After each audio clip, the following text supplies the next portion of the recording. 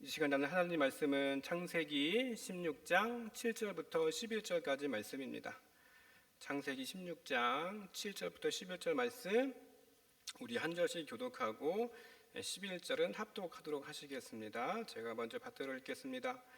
여호와의 사자가 광야의 샘물 곁 곧 술길 샘 곁에서 그를 만나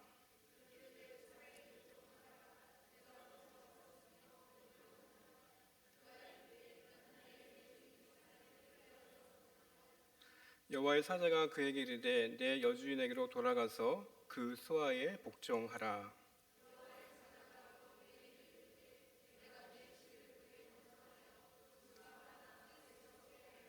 11절 함께 읽겠습니다. 여호와의 사자가 또 그에게 이르되 내가 임신하였은즉 아들을 낳으리니 그 이름을 이스마엘이라 하라.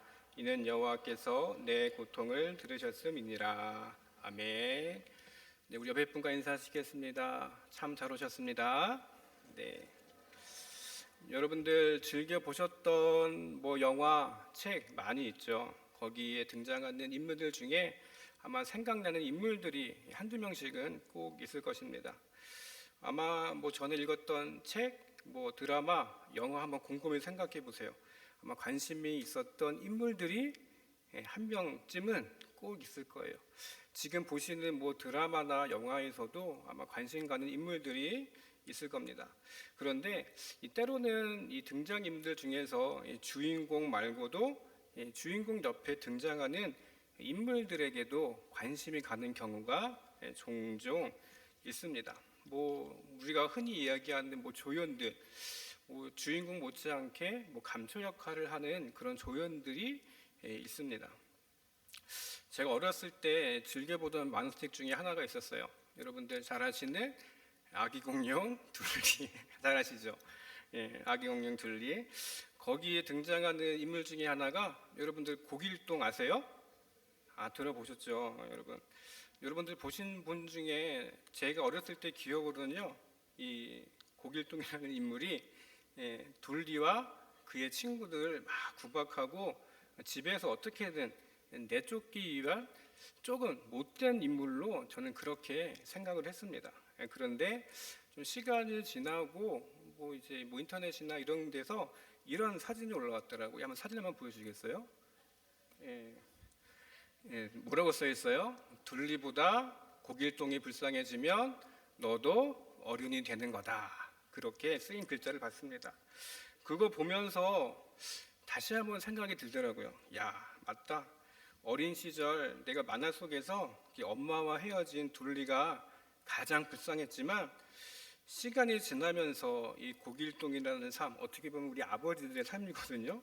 삶에 고단함이 묻어나는 그런 연민들이 느껴지더라고요.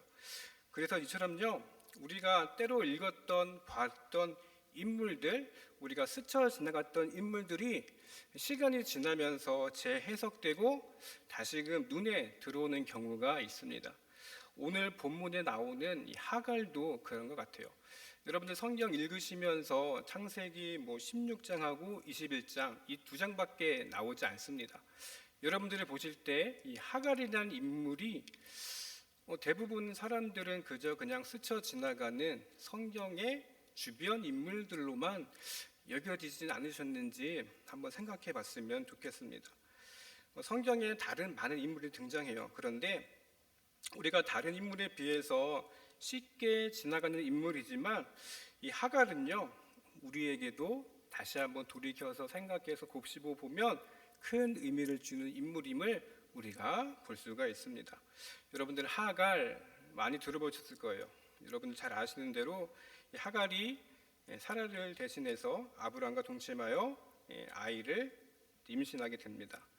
주인을 대속해서 내가 상속자의 자식을 낳겠다, 그런 생각을 해본 적은 하갈이 없었어요. 꿈도 꾼 적도 없었고 내가 상속자를 낳겠습니다 말도 한 적이 없었습니다. 그런데 여주인 이 사라의 계획에 그만 어떻게 엮였다고 그래야 되나요? 사라의 계획 때문에 자신의 의지와 상관없이 이제 아브라함과 동침을 해가지고 아기를 갖게 됩니다. 이때까지 이 하갈을 보면요, 인격적으로 좀 부족한 것 같아요. 우리가 읽진 않았지만 앞서 본문에 보면 이 하갈이 아기를 가지니까 어떻게 해요? 내가 상속자를 가졌다. 그러면서 조금 교만했던 것 같습니다. 그러면서 사라를 좀 무시했던 것 같아요. 이러면서 여주인 사라를 업신여겼다고 성경에 말씀을 하고 있습니다. 여러분, 사라가 주인이죠. 지금 몸종인 하갈이 자신이 잉태했다고 이 사라를 업신여겨요. 사라도 한 성격, 한 여자성임을 알 수 있어요. 가만히 있지 않았어요. 남편 아브라함에게 있는 그대로 막 화를 내요. 여러분, 우리가 흔히 이야기하는 대로 뭐 바가지 긁는다 그러죠. 막 그러니까 이 아브라함도 어쩔 수 없었나 봐요. 이 하갈이 나한테 이러는데 당신 내 남편이냐 그러면서 계속해서 언쟁을 하니까 이 아브라함도 이 사라의 편을 들어줍니다. 당신 마음대로 하세요. 그렇게 이야기를 해요. 그래가지고 이렇게 전세가 역전이 돼서 이 사라가 하갈을 학대했다고 오늘 성경에 나옵니다. 그게 얼마나 심했는지 이 하갈이 견디지 못해서 집을 나와서 이 광야로 나왔습니다. 여러분, 이 광야 어떤 현실인지 잘 아실 겁니다. 광야 생각해 보세요. 사막입니다. 오늘 날씨 더웠죠, 여러분? 맞아요, 더워요. 이 날씨만큼 무덥고 뭐 사나운 짐승들도 많고 암담한 현실 가운데 이 하갈이라는 여인이 지금 이 상황 가운데 놓여 있는 것입니다. 아기를 잉태해서 배는 불러옵니다. 그리고 막상 이 광야 가운데 나왔는데 만약에 아이를 낳으면 어떻게 키울까? 나는 어떻게 살지? 생각해 보니까 자신의 처지가 너무나 서러웠던 거예요. 그래서 누구에게 지금 하소연을 합니까? 하나님께 울부짖으며 하소연을 하게 됩니다. 하나님, 제가 언제 이 아브라함이라는 사람의 집안에서 상속자의 아들을 낳는다고 한 적이 있습니까? 그러면서 내가 왜 이런 일을 엮여서 이런 고통을 당해야 합니까? 그렇게 하나님 앞에 호소를 하게 되는 거예요. 7절에 보시면 며칠 길을 지금 이 하갈이 걷습니다. 가다가 7절에 보시면 광야에서 샘을 만나죠. 그리고 장소가 술이라는 장소의 샘입니다. 지도를 보니까 이 술이라는 곳이 가나안 쪽 남쪽에 있어요. 애국과 이집트와 가깝습니다. 여러분, 하갈이 어디 출신이죠? 맞아요, 애굽 출신이에요. 지금 술길 옆에 가까이 있다는 것은 이 하갈이 지금 어디로 가려는 다짐을 갖고 있었을까요? 맞아요, 고향 이집트, 애굽으로 내가 서러워서 집으로 다시 고향으로 돌아가겠다, 그런 생각으로 지금 이곳까지 오게 된 것입니다. 상황은 광야예요. 목도 마르고 마음도 상해 있고 샘물 곁에 서서 아마 이 하갈은요 마음껏 슬프게 울었을 것입니다. 그때 누가 찾아오십니까? 성경에는 여호와의 사자, 즉 하나님께서 이 하갈에게 찾아오신 거예요. 여러분, 하갈이 누구예요? 사라의 몸종입니다. 몸종이에요. 그런데 하나님께서 지금 이 하갈에게 아무도 의지할 곳 없고 지금 누구에게 의지할 수조차 없는 이 하갈에게 지금 찾아오셨습니다. 아무도 이 여인에게 관심이 없었어요. 아브라함, 사라도 관심 없었고 누구에도 관심이 없었지만 하나님께서는 이 지금 하갈에게 찾아오십니다. 성경을 보면 그냥 만나 주신 게 아니에요. 오늘 본문 8절에 보시면 이르되 사라의 여종 하갈아, 내가 어디서 왔으며 어디로 가느냐? 하나님이 물으십니다. 지금 그의 신분과 이름까지도 어떻게 해요? 하나님이 알고 계신 거예요. 여러분, 신분과 이름까지도 알고 계세요. 여러분, 이게 소망입니다. 우리의 이름조차 여러분 하나님이 알고 계신다는 자체가 여러분 소망인 줄 믿으시길 간절히 축원드립니다. 여러분, 하나님께서 하갈을 아셨어요. 그녀의 처지도 아시고 찾아오셨습니다. 여러분, 하갈 뿐이겠습니까? 여러분들의 지금 상황에도 하나님은 찾아오십니다. 이게 우리의 믿음임을 여러분들 꼭 기억하시기를 바랍니다. 여러분, 하나님께서 이 지금 불쌍한 여종 이 하갈에게 말씀을 거세요. 두 가지 질문을 하십니다. 내가 어디서 왔으며가 첫 번째, 두 번째, 어디로 가느냐? 어디서 왔으며 어디로 가느냐? 하갈이 대답합니다. 내가 여주인 사례를 피하여 도망 나왔습니다. 그렇게 이야기를 하고 있어요.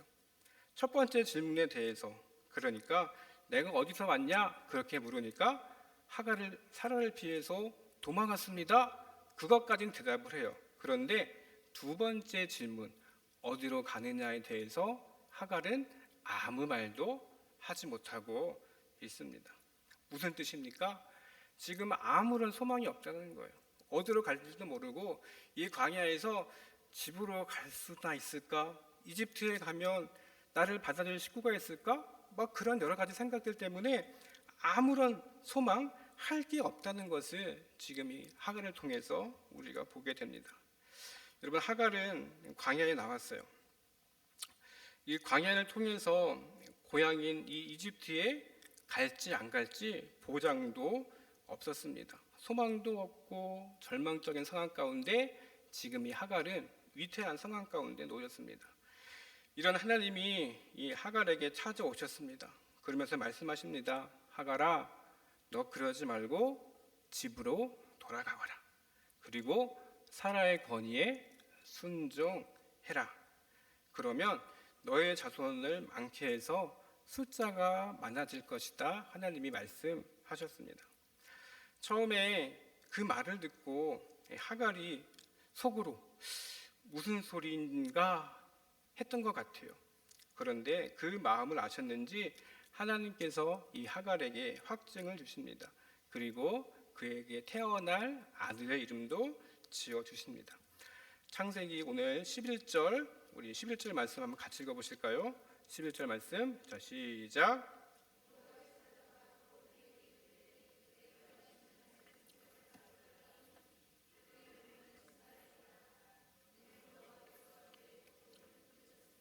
아멘. 이름이 뭐예요? 이스마엘. 장차 태어날 이 아들의 이름도 지어주시고 그 이름의 뜻을 여호와께서 내 고통을 들으셨다. 그렇게 짓게 됩니다. 하나님께서 하갈의 고통을 들으셨다는 것은요, 그 이전에 하갈이 자기의 고통을 하나님께 아랬다는 것을 하나님이 들으셨다는 거예요. 여러분, 이름은요, 사람에게 평생 영향을 줍니다. 아마 이 하갈이 이스마엘을 낳고 이 이스마엘 이름을 부를 때마다 생각했을 것 같아요. 하나님께서 나의 고통을 들어주셨다. 아마 그 후에 이스마엘도 마찬가지일 겁니다. 자기 이름이 불러질 때마다 하나님께서 우리 어머니의 고통을 들어주셨어. 그러니까 그 하나님이 동일하게 내 고통도 들어주실 거야. 그 생각을 하지 않았을까요, 여러분? 하나님께서 여러분 하갈의 고통을 들어주셨습니다. 그리고 찾아오셨어요. 내가 아들을 낳을 것이다. 그러면서 이 하갈이 너무 기뻐서 너무 큰 감격 가운데 이 하갈은요 아주 놀라운 일을 행합니다.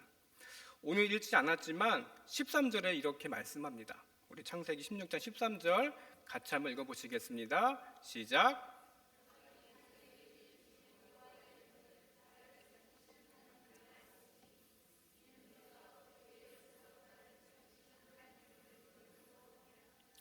여러분, 지금 하갈이요 하나님의 이름을 지어드린 거예요. 뭐라고 지었어요? 하나님은 나를 살피시는 분이다. 그렇게 이름을 지은 거예요. 여러분, 보통 이름은요 누가 짓습니까? 부모님이 짓거나 때로는 장명소 가지는 않으시죠, 여러분들? 예, 부모님이 짓거나 조부모님이 지어요. 윗사람이 아랫사람에게 짓는 것이 원칙입니다. 그런데 지금 하갈은 너무 좋아서 정신이 없는 거예요. 그래서 하나님의 이름도 지어드리고요, 내친김에 우물의 이름도 짓습니다. 여러분 14절 말씀 한번 같이 읽어보실까요? 창세기 16장 14절 시작.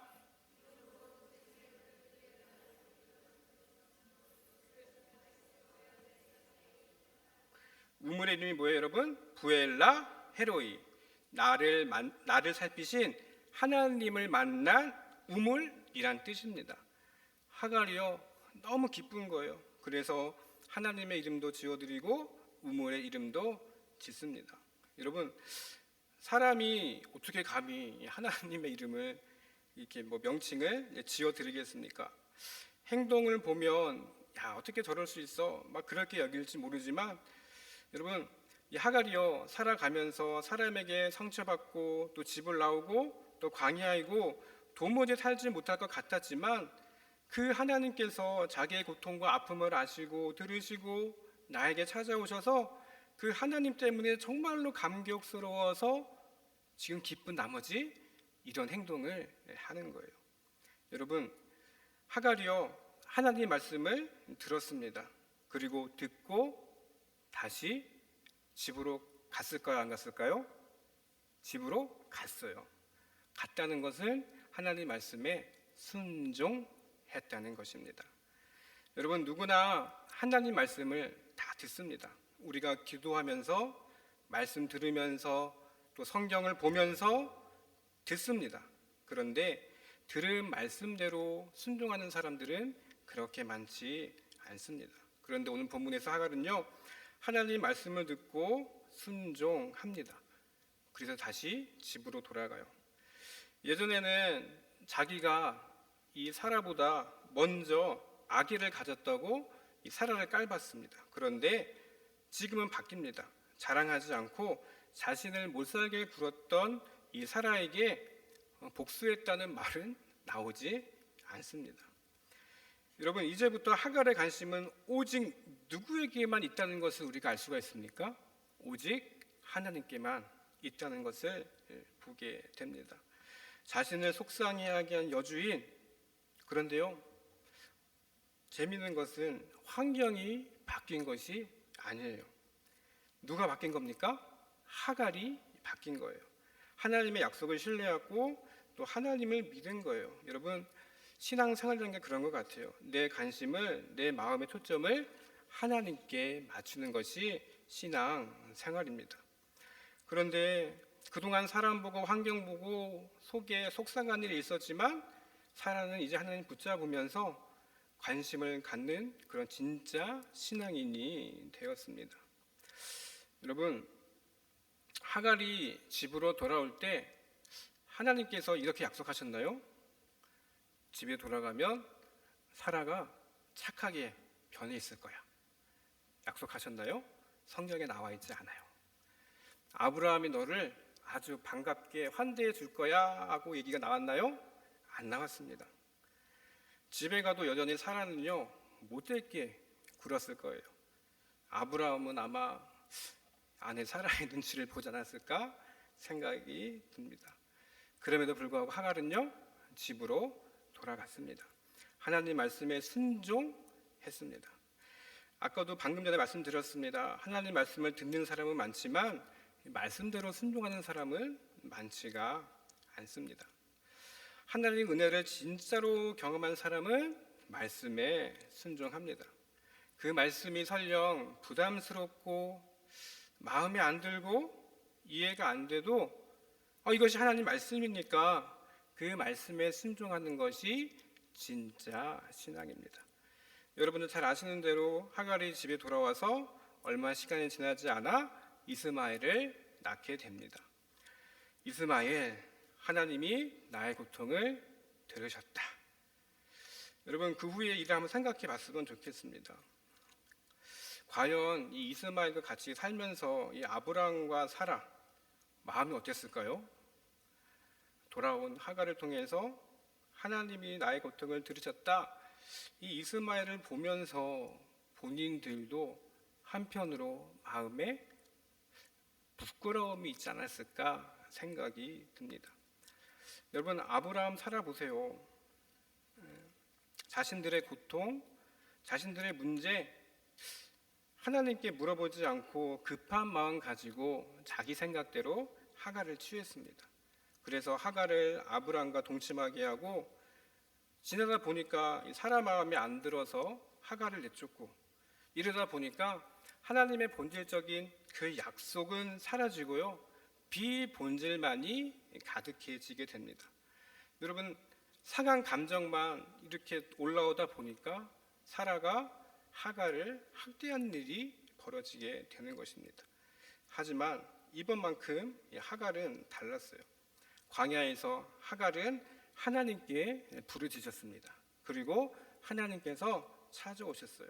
하갈의 그런 서러움과 고통, 아픔을 다 들어주신 겁니다. 하갈이 바뀐 것입니다. 이스마엘이 태어난 뒤에 14년 뒤에 이제 이삭이 태어납니다. 하갈은 이 14년 동안 이스마엘을 부를 때마다 하나님을 생각하며 그 마음 가운데 감사와 은혜가 충만했을 겁니다. 그런데 이 14년 지난 시간 동안 이 아브라함과 사라는, 하갈은 이렇게 하나님의 은혜를 경험했는데 우리는 우리 마음대로 하다가 이런 일이 생겼구나라는 그런 자신들의 성찰의 시간을 가지지 않았을까라는 생각을 해보게 됩니다.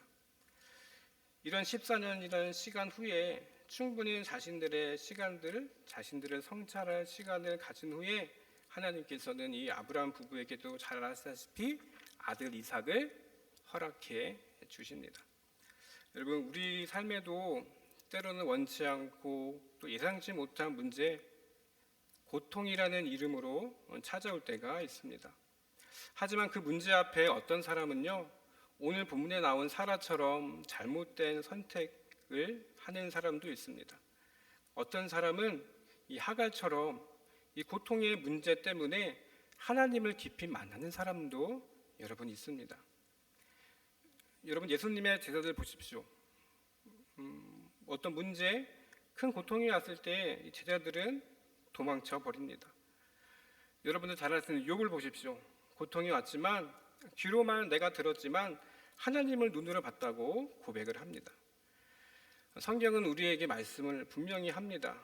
우리 삶에 여러 가지 일들이, 문제들이 우리 앞에 놓여 있을 때 여러분들은 어떻게 하시겠습니까? 고통 속에 괴로워하고 그냥 시험에 들어서 그냥 살겠습니까? 아니면 오늘 본문 나온 하갈처럼 고통 가운데 있더라 할지라도 깊이 하나님을 만나시겠습니까? 속상하다고 그래가지고 내 마음대로 하면요, 우리의 신앙, 우리의 인격이 다 무너지게 되어 있습니다.